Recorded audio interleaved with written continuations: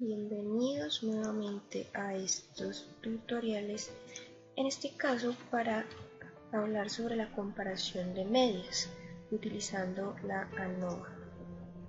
Antes de empezar el desarrollo de este capítulo y de la descripción de lo que es la ANOVA y cómo funciona, debemos tener en cuenta que al realizar varias pruebas necesitamos comparar todas las combinaciones que tengamos de los grupos, pero cuando esto se hace debemos tener en cuenta el cálculo de la tasa de error. Para ello utilizamos la siguiente ecuación. Ahora veamos un ejemplo para tener más claro este concepto. Teniendo en cuenta el anterior ejemplo, se quieren predecir los niveles de placer en los diferentes niveles de Viagra.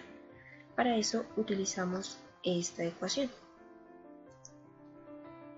Aparte de esto, es importante tener una de las variables ficticia, por así decirlo, llamada alta y baja. Para esto utilizamos la ecuación de la imagen.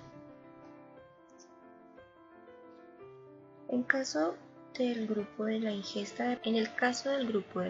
de placebo alta y bajo, los cuales son variables, estas se modifican como cero, por eso lo utilizaremos en la ecuación. Si se quieren estudiar las dosis altas, las variables ficticias altas se codifican a 1 y por el contrario las bajas, que también son ficticias, se codifican a 0. Si sustituimos lo anterior quedaríamos con la siguiente ecuación. ANOVA se basa en la división de la variación total en dos componentes, la variación debido a la manipulación experimental y la variación debida a factores no sistemáticos. La manipulación experimental será SSM, mientras la otra será SSR. Es como romper un trozo de variación en otros más pequeños. Este solo se puede seguir subdividiendo en trozos más pequeños de la misma varianza.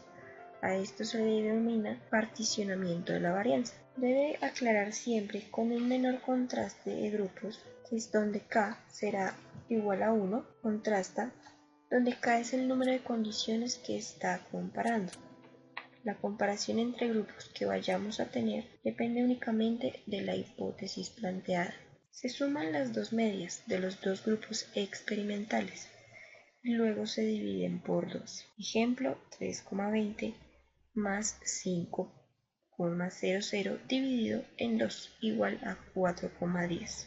Ahora hablemos de los contrastes de los dos pesos. Comparación de grupos experimentales contra grupo control. Primer fragmento de la variación, dos grupos experimentales y el segundo fragmento solo grupo de control. Los estados que debemos asignar: un fragmento pesas positivos y la otra negativa, de esta manera. La suma de los dos pesos de la comparación debe ser 0 y se denominan ortogonales o independiente. El segundo cambio fue el de comparar los dos grupos experimentales y en consecuencia queremos ignorar al grupo control y va a quedar de esta manera, donde el grupo control, o sea el grupo del placebo, no va a ser tenido en cuenta. Se puede mostrar la codificación mediante un modelo de regresión múltiple que va a estar dado de la forma B0 más B1 más B2, donde B0 va a ser la media total o general, B1 el contraste 2 y B2 el contraste 1.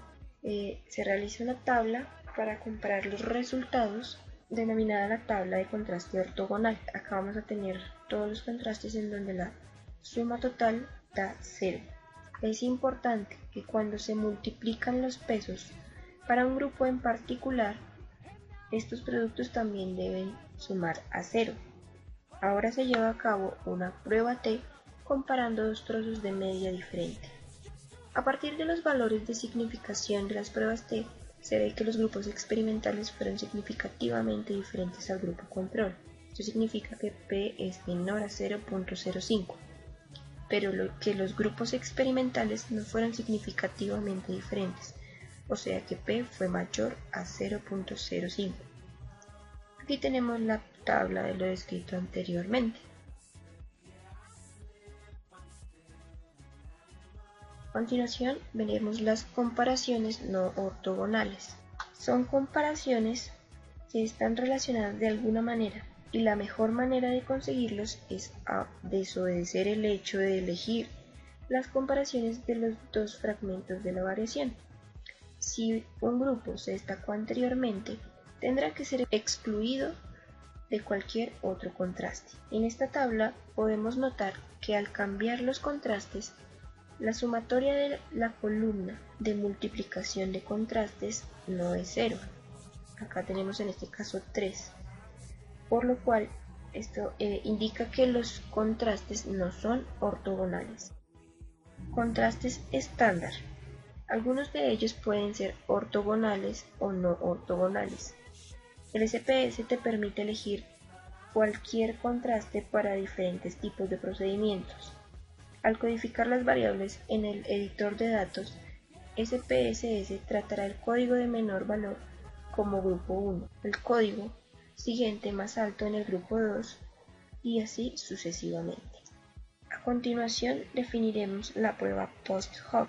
La prueba de rango post-hoc identifica subconjuntos homogéneos de medias que no se diferencian entre sí. Se recomienda para diversas situaciones, cuando no son iguales los tamaños de las muestras, para llevar a cabo una prueba de 2 colas o de una cola, y se debe predecir si la media del grupo de control será menor o mayor en un determinado grupo experimental.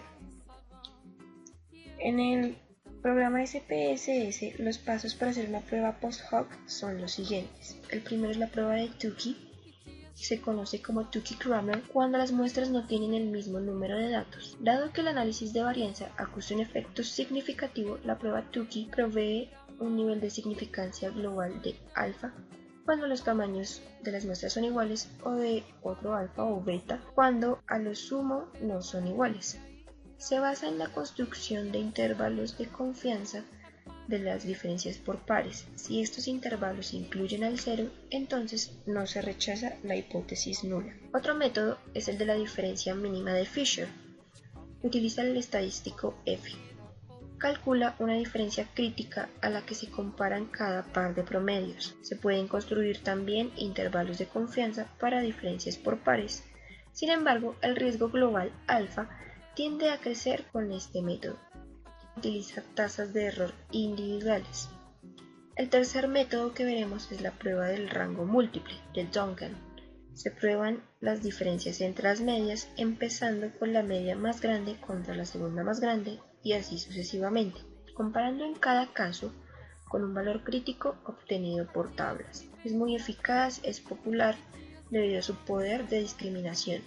Si el nivel de protección es alfa, entonces las pruebas de las medias tienen un nivel de significación igual o mayor que alfa. Entonces el procedimiento como tal en el SPSS, tenemos acá un pantallazo, tenemos el One Way ANOVA, donde vamos a seleccionar las siguientes opciones. Nos vamos a ir por la opción de Tukey, seleccionamos esta de REGWQ, seleccionamos Donut, estas opciones iguales, y al final James Howell. La significancia la vamos a dejar en 0.05, damos continuar y luego se nos devuelve al primer cuadro de diálogo, en donde vamos a dar opciones y vamos a dar las estadísticas descriptivas. Seleccionamos la homogeneidad de la varianza, el Brown Forsythe y el Welk. Vamos a tener una gráfica de medias y vamos a seleccionar esta última, Exclude Cases Analysis by Analysis, damos continuar y luego OK. La fórmula acá presentada es la pertinente a usar cuando la homogeneidad de la varianza está rota. Acá encontramos modelos salidas de ANOVA. Acá también, esta es la otra fórmula. Estas fórmulas son para calcular el tamaño del efecto y para medir los efectos del contraste. Y finalmente, para reportar los resultados para ANOVA independiente, cuando se reporta una ANOVA, tenemos que dar detalles de F-ratio y los grados de libertad. Por lo tanto, los grados de libertad utilizados para determinar el F-ratio son los grados de libertad para el efecto del modelo de FM igual a 2 y los grados de libertad para los residuales del modelo son iguales a 12. Muchas gracias.